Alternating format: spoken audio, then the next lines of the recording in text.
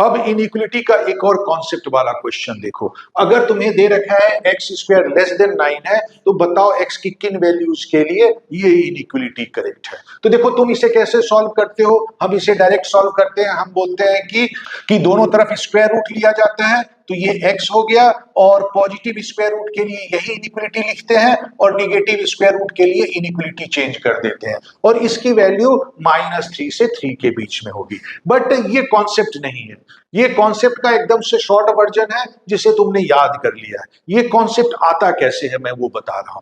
तो देखो सबसे पहले तो जो एक्स स्क्वायर लेस देन 9 है, ये कंप्लीट इनइक्वलिटी नहीं है, इसको कंप्लीट इनइक्वलिटी के फॉर्म में लिखो।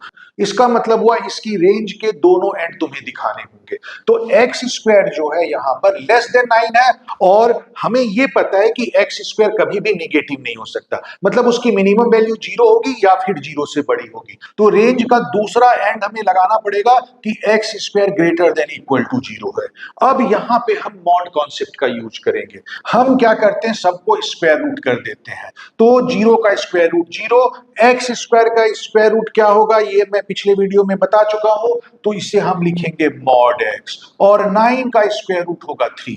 तो ये इस तरह से हमारा कंडीशन आ गया है। अब मॉड एक्स की दो पॉसिबिलिटी होती है, तो उसका हम यूज करेंगे। तो जब x ग्रेटर देन 0 है तो मॉड x को x लिखा जाएगा। तो इस केस में हमारे पास आंसर आ गया x greater than equal to 0 और लेस देन 3। और जब x लेस देन 0 है तब मॉड x को हम -x लिखते हैं। तो ये इनइक्वलिटी बन जाएगा -x greater than equal to 0 और लेस देन 3। x की वैल्यू निकालने के लिए हम क्या करते हैं, तीनों को माइनस से मल्टीप्लाई कर देते हैं। तो यहाँ पे लेफ्ट साइड में रहेगा 0, मिडिल टर्म हो गया x, और राइट साइड में हो गया -3। लेकिन माइनस से जब मल्टीप्लाई करेंगे तो इनइक्वलिटी अपना साइन चेंज कर लेगा। तो यहाँ पे x की रेंज क्या आ गई, x इज स्मॉलर देन और equal to 0 but greater than -3।